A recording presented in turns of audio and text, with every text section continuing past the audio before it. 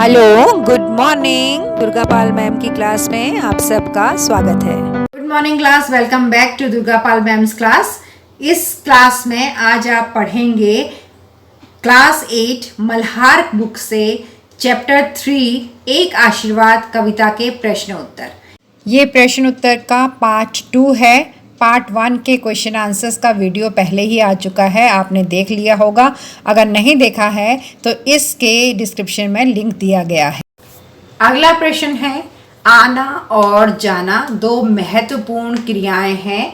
कक्षा में दो समूह बना लीजिए, अपनी क्लास को डिवाइड कर लीजिए, दो ग्रुप्स बन जाएंगे। एक समूह का नाम रख दीजिए आना और दूसरे समूह का नाम रख दीजिए जाना।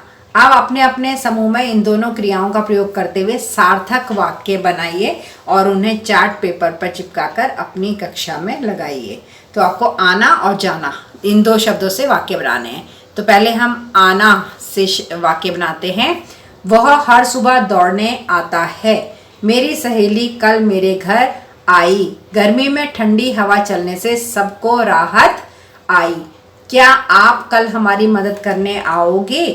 त्योहार पर गांव में बहुत लोग मिलने आते हैं। अब है जाना शब्द से, जाना ग्रुप के लिए वाक्य।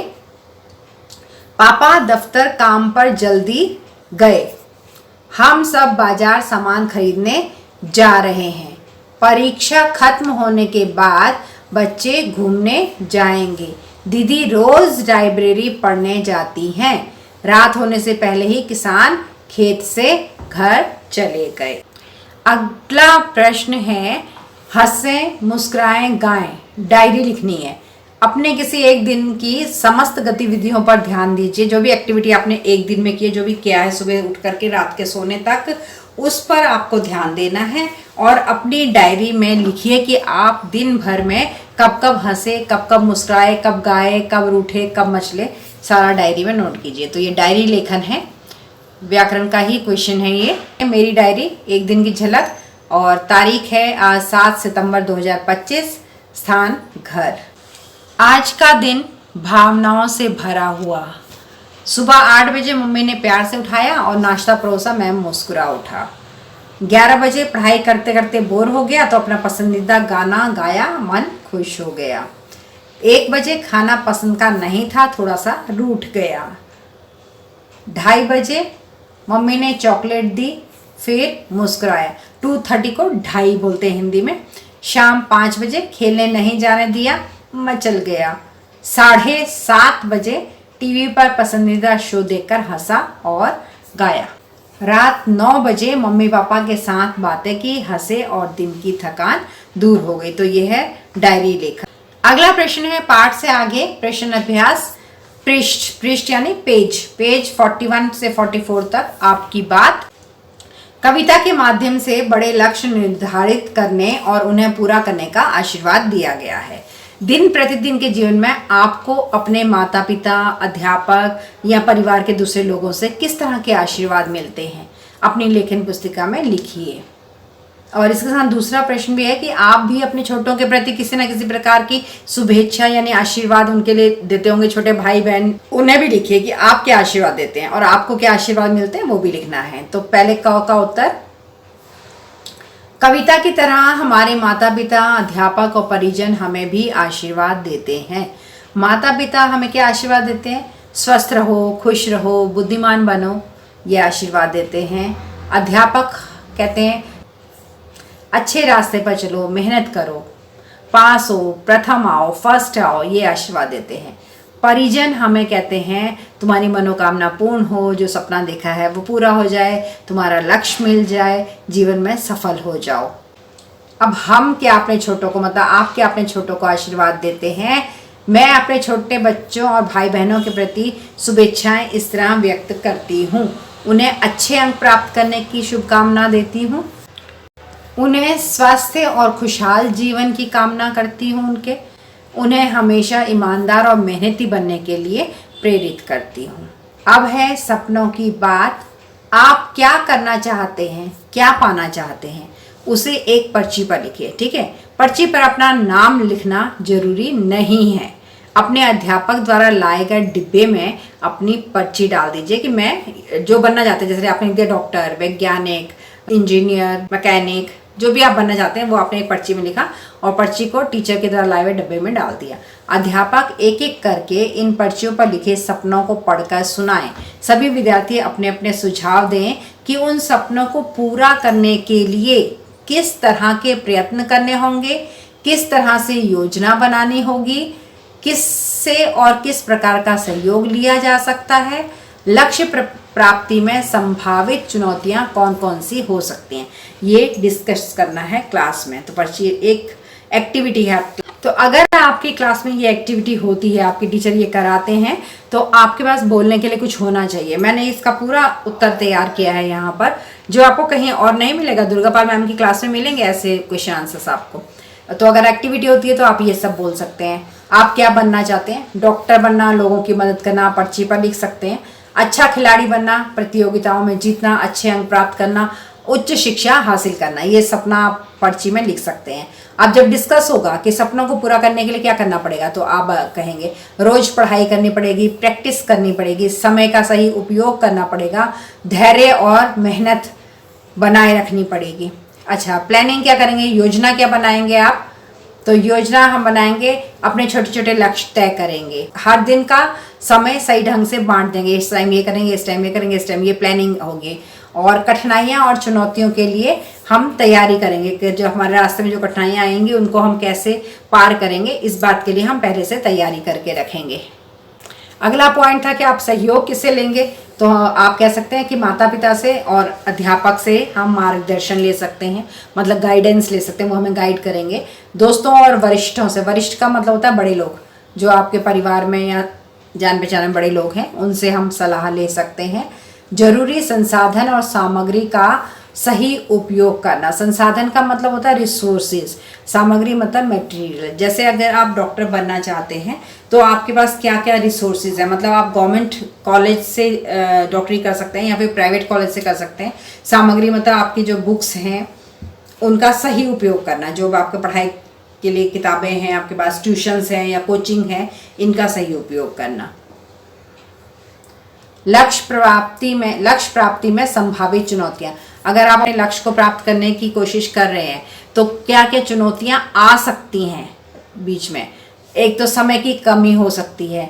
अगर हम अपने समय का सही से उपयोग नहीं करें तो हमें टाइम नहीं मिलेगा पढ़ने के लिए, जितना डॉक्टरी करने के लिए या फिर हायर स्टडी करने के लिए जितनी पढ़ाई जरूरी होती है, जितने घंटे पढ़ना होता है, अगर हम टाइम मैनेजमेंट नहीं करेंगे तो उतने घंटे हमें नहीं मिल पाएंगे, ये कठिनाई आएगी। दूसरा, आलस और इच्छा शक्ति की कमी। हम बार बार हमें बीच में आलस आ सकता है कि नहीं पढ़ना, छोड़ो, रहने दो। इच्छा शक्ति की कमी, जब डिटर्मिनेशन होता है कि नहीं हमें पढ़ना है, नहीं हमें करना है, तो बहुत से बच्चे वो नहीं कर पाते हैं। बहुत से बच्चे छोड़ो, लापरवाह होते हैं, सोचते ही नहीं उस बात के लिए। खेलना है तो खेलना है, टीवी देखना है, शादी में भी जाना है, मम्मी पापा की बातें चले तो उनके बीच में बैठना है। तो मेहनत में निरंतरता ना होना, आपकी मेहनत में रुकावट आती है, ये भी एक बहुत बड़ी रुकावट है हमारे लक्ष्य को प्राप्त करने के रास्ते में। असफलता और निराशा। कई बार क्या होता है कि फेल हो जाते हैं, कोई जरूरी थोड़ी है कि 8th में सभी पास होंगे, कोई 8th में, 10th में, 12th में या एंट्रेंस एग्जाम में कई बार फेल भी हो जाते हैं। तो छोटे छोटे असफल प्रयासों से बच्चे हार मान लेते हैं कि नहीं मेरे बस का नहीं, अब मैं नहीं करूँगा। ये नहीं सोचते हैं कि अगर हम हार गए हैं, फेल हो गए हैं, तो दुगनी मेहनत से आगे बढ़ना चाहिए। चौथा है कि ध्यान भटकना। हमारा पढ़ाई से ध्यान भटक जाता है, हम दूसरी बातों में दिमाग लगाने लगते हैं, पढ़ाई, काम या अभ्यास में मन नहीं लगता, ये भी कठिनाई हमारे सामने आ सकती है। संसाधनों या सहयोग की कमी। हो सकता है कि हमें कोई गाइड करने वाला ना हो, कोई हमें मार्गदर्शन ना दे कि अगर आपने डॉक्टर बनना तो आपको क्या करना पड़ेगा, कौन से सब्जेक्ट लेने पड़ेंगे, कौन से कॉलेज में एडमिशन लेना पड़ेगा, एंट्रेंस टेस्ट कब होते हैं, एंट्रेंस फॉर्म कैसे भरते हैं। हो सकता है ये सहयोग आपको कहीं से ना मिले। संसाधनों की कमी। हो सकता है कि आपके मम्मी पापा के पास इतने पैसे ना हो कि हायर स्टडीज़ का फीस भर सकें, ये भी चीज़ हो सकती है। या फिर आप जिस शहर में रह रहे हैं वहाँ कोई बढ़िया कॉलेज नहीं है आपके हायर स्टडीज़ के लिए, तो इस तरह संसाधनों की भी कमी हो सकती है। स्वयं पर भरोसा कम होना, आत्मसंदेह और डर है। तो ये थी 6 कठिनाइयाँ जो हमारे लक्ष्य के बीच में आ सकती हैं। अगला प्रश्न है हमारे सपने। आपके माता पिता या अभिभावक आपकी आवश्यकताओं और इच्छाओं को जानते समझते हैं, वे उन्हें पूरा करने के लिए यथासंभव कोशिश भी करते हैं। अपने माता पिता या अभिभावक से उनके द्वारा देखे गए सपने और इच्छाओं के बारे में पूछे कि वे क्या क्या करना चाहते थे या अभी भी क्या करना चाहते हैं। नीचे दी गई तालिका में उन सपनों को लिखिए। आप इस तालिका को और बढ़ा भी सकते हैं। अच्छा, आपको तो टेबल बना के दे रखी है, बुक में एक टेबल बनी हुई है। मैंने यहाँ क्योंकि मैंने टाइप किया है सारा आंसर, तो मैंने सिंपल तरीके से लिखा, टेबल में नहीं है ये। और एक और यहाँ पर शब्द आया था अभिभावक। अभिभावक का अर्थ भी होता है पेरेंट्स, जो आपके केयर टेकर हैं। मम्मी पापा ही होते हैं वैसे तो मोस्ट ऑफ द टाइम, लेकिन कई बार ऐसा होता है कि मम्मी पापा नहीं है तो कोई दूसरा आपको स्पॉन्सर कर रहा है या टेक केयर कर रहा है आपकी, तो फिर वो अभिभावक की श्रेणी में आएगा। परिवार के सपने। माँ ने क्या सपना देखा था? माँ घर में सुकून चाहती है, बच्चों के सफलता चाहती है, कभी खुद के हुनर में कुछ बड़ा करने का भी सपना देखती है। माँ चाहती है कि मेरे बच्चे सफल हो जाएं, यही माँ का सपना होता है। और कभी माँ ये भी सोचती है कि मेरे अंदर ये हुनर है तो मैं इससे कुछ कर सकूँ, कुछ बन सकूँ। पिताजी परिवार के खुशहाल और बच्चे पढ़ लिख कर अच्छे इंसान बने, ये उनका सपना है। खुद भी खेती या छोटा व्यवसाय करने का सोचते हैं। दादा दादी का अक्सर यही सपना होता है कि सारा परिवार साथ रहे, बच्चे उन्हें समय दें और सफल हो जाएं। नाना नानी का सपना होता है कि नाती नातिन पढ़ लिखकर ईमानदार और दयालु बने। बहन सोचती है कि अच्छे प्रोफेशन में जाएं, परिवार का नाम रोशन करें, विदेश घूमें, कार खरीदें, ये सपने होते हैं बहन के। भाई का सपना होता है IAS IPS बनकर परिवार का नाम रोशन करना।